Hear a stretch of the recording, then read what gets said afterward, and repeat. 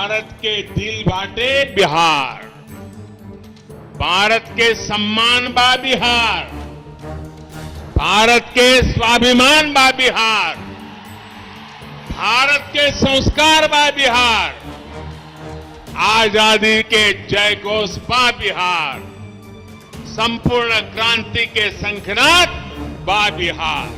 बिहार के स्वाभिमानी और मेहनती भाई बहन, आप सभी के प्रणाम। साथियों,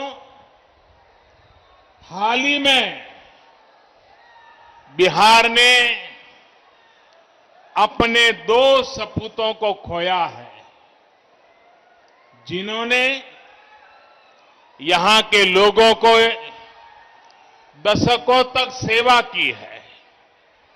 मेरे करीबी मित्र, गरीबों दलितों के लिए अपना जीवन समर्पित करने वाले और आखिरी समय तक, आखिरी सांस तक मेरे साथ रहने वाले रामविलास पासवान जी, उन्हें मैं अपनी श्रद्धांजलि अर्पित करता हूं। उसी प्रकार से बाबू रघुवंश प्रसाद सिंह जी ने भी गरीबों के उत्थान के लिए निरंतर काम किया। वो भी अब हमारे बीच नहीं है। मैं उन्हें भी अपनी आदरपूर्वक श्रद्धांजलि अर्पित करता हूं। जितने सर्वे हो रहे हैं, जितनी रिपोर्ट आ रही है, सब में यही आ रहा है, बिहार में फिर एक बार एनडीए सरकार बनने जा रही है।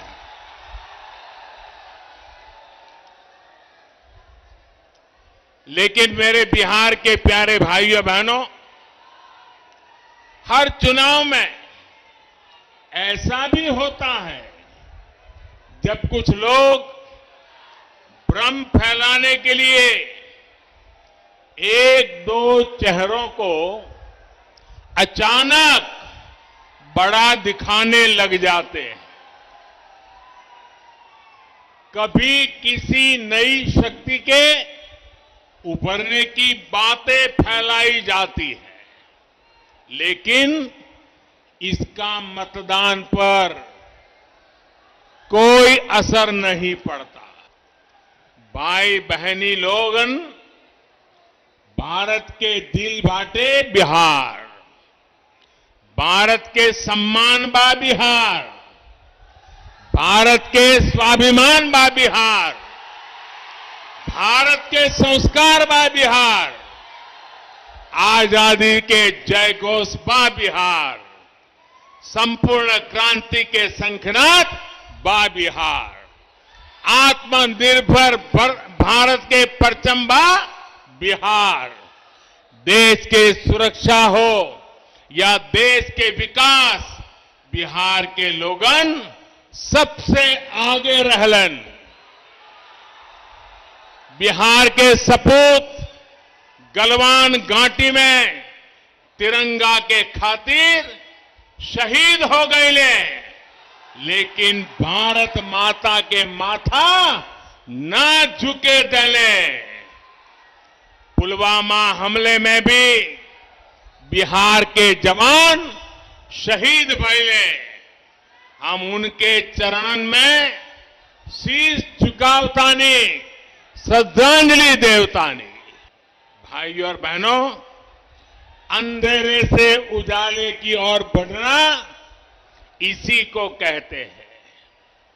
बिहार के लोग भूल नहीं सकते वो दिन जब सूरज ढलते का मतलब होता था सब कुछ बंद हो जाना, ठप पड़ जाना।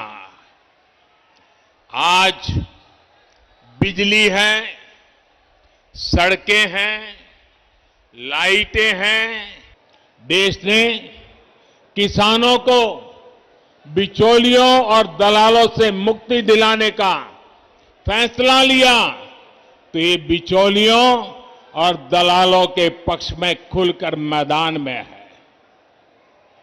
मंडी और एमएसपी का तो बहाना है, असल में दलालों और बिचौलियों को बचाना है।